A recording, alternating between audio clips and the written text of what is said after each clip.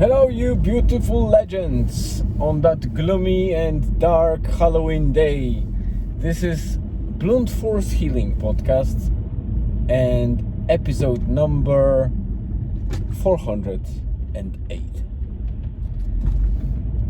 As I mentioned, today is Halloween. In some countries, it's celebrated quite a lot. In some, not so much.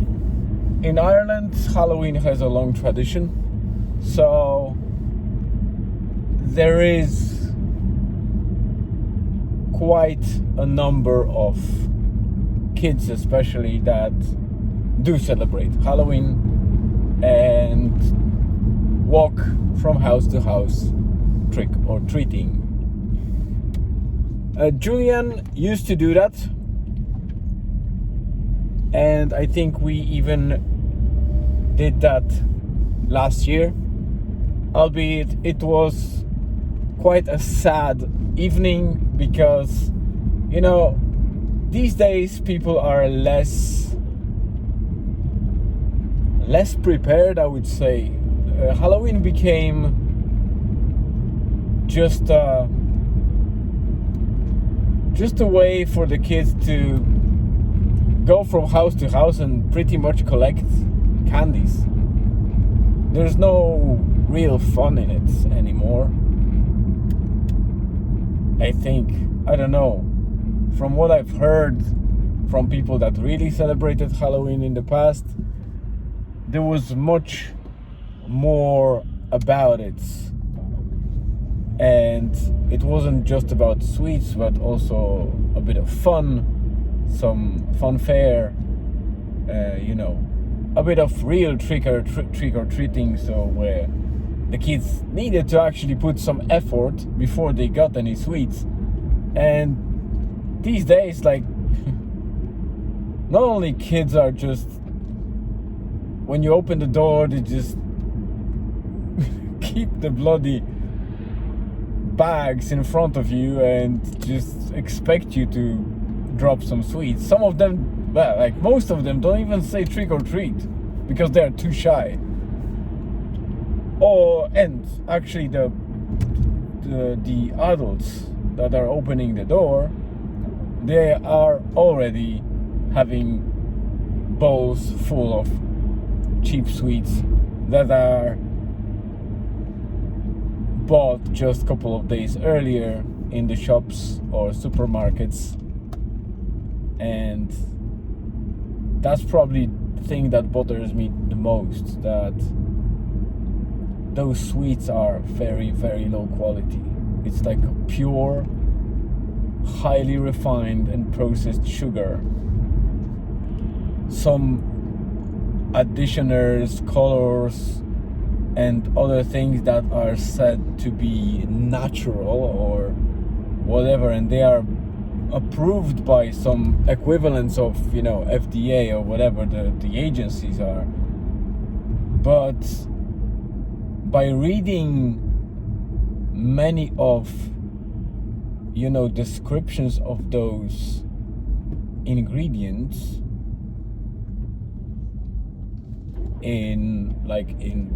over the internet, in Wikipedia or medical journals, because sometimes I have that fetish of checking them, it seems like they shouldn't even be approved for wider consumption, because while they might be not toxic or anything like that,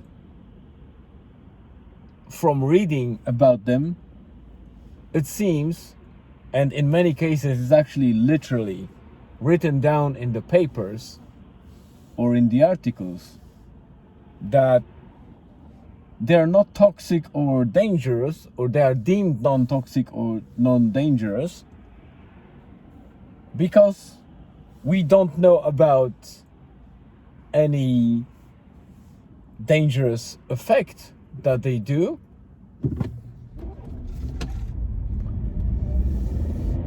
And that's very often because we don't really know much about them because they were not researched enough. So how can you approve in use some chemical that you did not research enough. That's beyond me. This is the world we live in. That's why there's so many movements around, more organic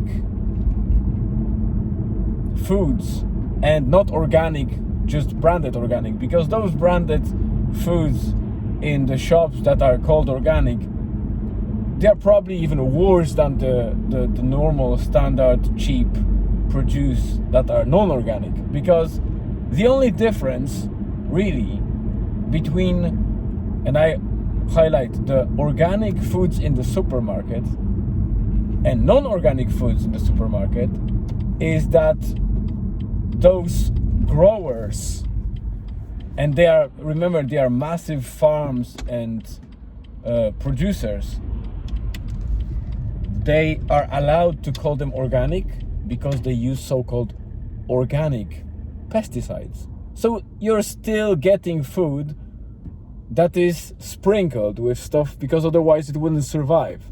Something would eat it, or it would just basically rot.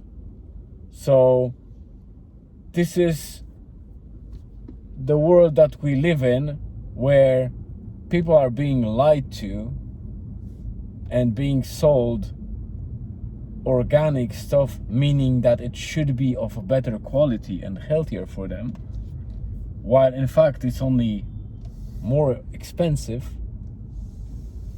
And it's, at this stage, it's only a trick to get more money out of our pockets rather than provide anything healthy. So it's very sad. And again, I'm talking about the foods that are labeled organic in the supermarkets. I'm not talking about real organically grown foods from, small scale growers, or, the markets where just people have gardens and they just sell you something that they grow themselves. That's a completely different story. Or if you grow it yourself or get it from your friends or family, that's a completely different story. This is first segment. I'm not sure if it will be one more or two more. Today is a very gloomy and dull day. I just came to the supermarket to get my non-organic groceries, and it was very much focused on work today, and we only managed to carve one pumpkin with Julian yesterday evening. Kids are already walking around the houses, so we're going to quickly carve the rest of the pumpkins just to decorate a little bit our house.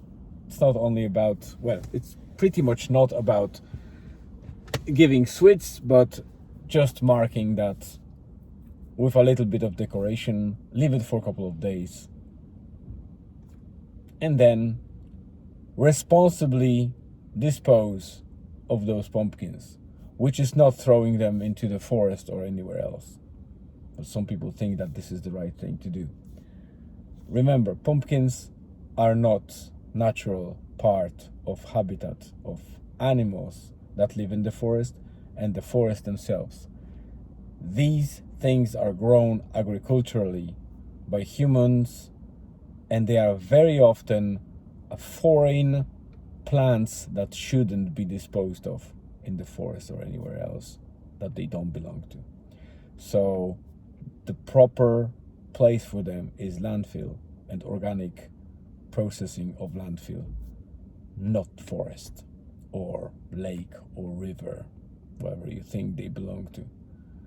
Neither banana skins or other things that never grown in the forest. If it didn't come from the forest, it shouldn't go back there. That comes for bottles, banana skins, pumpkins, and other stuff. And there is actually scientific confirmation for that in a couple of research. So if you're interested in that, you can easily find the PubMed IDs. They are widely available.